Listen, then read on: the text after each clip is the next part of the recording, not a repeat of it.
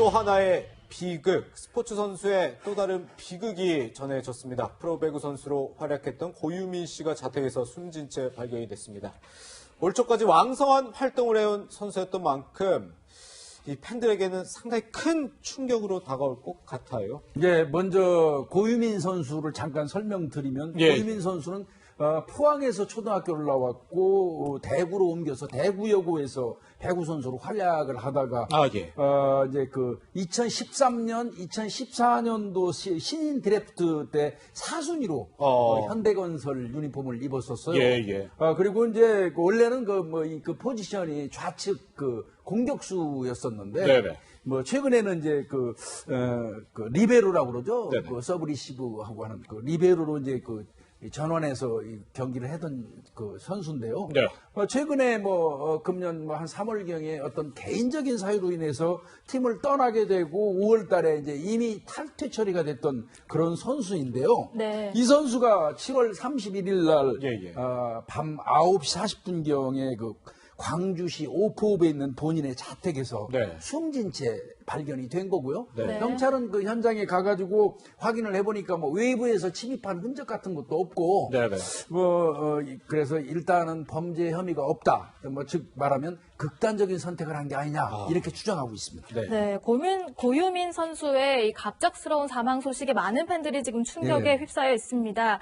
배경이 뭘까 관심이 모아지고 있는 가운데 과거에 고유민 선수가 SNS에서 악성 댓글에 시달리는 것으로도 알려지고 있잖아요. 예, 그렇습니다. 몇 가지 그 근거가 나오는데요. 지난 5월에 인스타그램에다가 고유민 선수가 이런 얘기를 썼어요. 제 팬도 아니신 분들이 저한테 어줍지 않은 충고 같은 글 좀 보내지 말라. 남의 일 신경 쓰지 말고 본인 일이나 좀 해달라. 이런 얘기가 있었고요. 메모장에도 그런 게 있네요.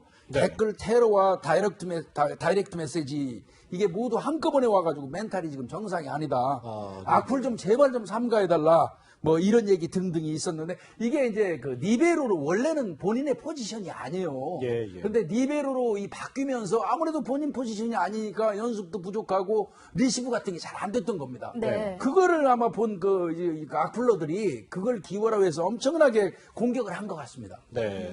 그렇군요. 근데 이 소식이 알려진 뒤에 이 악플 문제도 악플 문제인데 구단과 팀 스태프에 대해서 좀 비판하는 목소리도 있더라고요. 맞습니다. 이게 1일날 그 MBC가 그 일기장을 공개를 했어요. 그 일기장 내용 보면 이 고 선수가 거의 이 잠을 잘 수 없을 정도로 악플이라든지 이런 거에 시달렸던 것 같고요. 이제 그 원인 아까 제가 말씀드렸지만 포지션 변화에 따른 어떤 문제가 있기는 한 것 같고요. 결국 그 준비가 안 돼 있는 상태에서 코트에 들어가다 보니까 리시브 같은 게 약하게 되면 구단 관계자들이라든지 코팅 스텝 이런 데에서 상당히 무시하고 또 함부로 했던 것 같아요. 그런 부분 때문에 악플은 악플대로 받고 구단에서는 제대로 대우받지 못하고 이러다 보니까 본인이 굉장히 고통스러웠던 것 같습니다. 그러니까 그런 부분이 드러나니까 지금 이제 구단 관계자들이라든지 코칭 스태프에 대한 어떤 비난이 좀 있는 겁니다. 지금 정확한 극단적인 선택에 대한 정확한 동기는 조금 더 지켜봐야겠습니다만 고인이 생전에 심적인 고통을 좀 겪었던 것으로 추정되는 가운데 예를 들면 이런 악플이라든지 그런 건 일단 이미 연예인들 관련한 악플은 지금 못 달게 되어 있는 상황인데 스포츠 선수들도 이런 거 필요하지 않을까요? 지금은 이제 그 얘기가 나옵니다. 어떻게 보면 연예인 못지않게 스포츠 스타들도 상당히 국민들, 대중들의 관심을 받고 있잖아요. 그래서 이분들에게 가해지는 악성 댓글 같은 것 굉장히 지금 심각한 즈음에 이르렀다고 봐도 돼요. 그래서 좀 어떤 관리를 해야 되는데 사실은 어떤 면에서 보면 이 악플러들 자체도 이게 관심병입니다. 본인들 관심병, 열등감에 표출이면서 관심병을 앓고 있는 환자라고 볼 수 있는데요. 이런 사람들이 대다수가 자존감도 없고요. 스스로는 굉장히 불행한 사람들이고, 그리고 이 사람들 특징이 있죠. 마치 사이코패스처럼 죄책감이 없어요. 그런 부분이 있고요. 이유 없는 글쓰기 하면서 재미를 느끼는 그런 부류들이거든요. 이분들이 여러 사람을 괴롭히고 있는 거죠.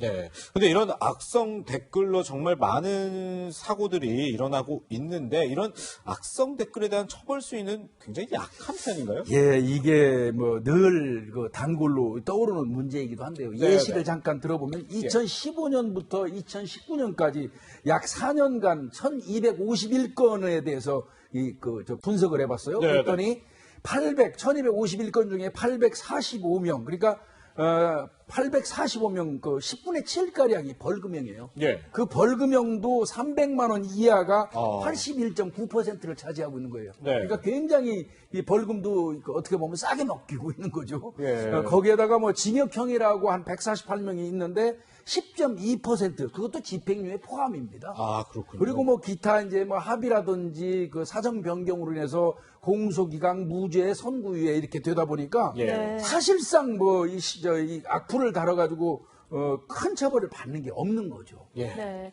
단순히 악플을 하는 사람들이 뭐 재미로 이렇게 한다고 하면 뭐 이런 어떤 처벌을 높인다고 해서 뭐 문제가 해결되지 않을 거다 이런 지적도 나오고 예. 있습니다.